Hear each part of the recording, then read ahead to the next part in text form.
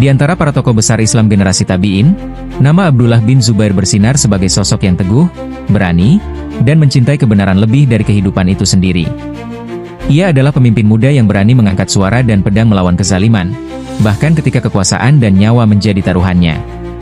Abdullah bin Zubair bukan sosok biasa. Ia adalah anak dari Zubair bin Awam, salah satu dari 10 sahabat yang dijamin masuk surga, dan ibunya adalah Asma binti Abu Bakar, putri sahabat mulia Abu Bakar As-Siddiq. Ia juga merupakan keponakan Aisyah radhiyallahu anha, istri Nabi Shallallahu alaihi wasallam.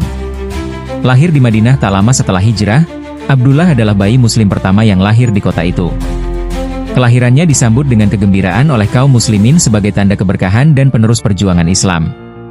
Sejak kecil, Abdullah dikenal berani, cerdas, dan taat dalam beribadah. Ia tumbuh di bawah bimbingan para sahabat besar, menyerap ilmu dan semangat jihad. Ia ikut serta dalam berbagai pertempuran sejak usia muda, termasuk dalam Perang Yarmouk dan penaklukan Afrika Utara. Namun keistimewaan terbesar Abdullah bukan hanya di medan perang, tapi dalam keteguhannya memegang prinsip, bahkan ketika seluruh dunia berbalik arah. Setelah wafatnya Muawiyah bin Abu Sufyan, kekuasaan diserahkan kepada putranya, Yazid bin Muawiyah, dengan sistem turun-temurun. Banyak sahabat dan tokoh Islam menolak membayat Yazid karena cara kekuasaan itu diwariskan dan karena perilakunya yang tidak mencerminkan pemimpin muslim sejati. Abdullah bin Zubair termasuk yang menolak keras. Ia menolak tunduk pada kekuasaan yang dianggapnya tidak sah dan penuh penyimpangan. Ia kemudian menggalang kekuatan dari Mekah dan Madinah, dan secara de facto memimpin wilayah Hijaz. Selama hampir 9 tahun, Abdullah bin Zubair memimpin Mekah sebagai khalifah alternatif, mendapat dukungan luas dari umat Islam, terutama yang tidak puas dengan pemerintahan Umayyah. Kepemimpinannya dikenal adil, tegas, dan penuh semangat menjaga sunnah. Namun kekuasaan Umayyah tidak tinggal diam.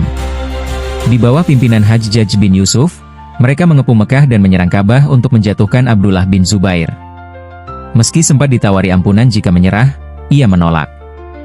Ibunya, Asma binti Abu Bakar yang saat itu sudah sangat tua berpesan kepadanya, "Wahai anakku, jika kau yakin berada di atas kebenaran, jangan goyah. Lebih baik mati terhormat daripada hidup hina." Abdullah pun berperang sampai titik darah penghabisan, syahid di sisi Ka'bah pada usia sekitar 70 tahun. Ia wafat sebagai simbol perlawanan terhadap tirani, dan hingga hari ini, namanya dikenang sebagai pemuda yang tidak pernah tunduk pada kezaliman. Abdullah bin Zubair adalah contoh nyata bahwa usia muda bukan halangan untuk memimpin dan menegakkan kebenaran.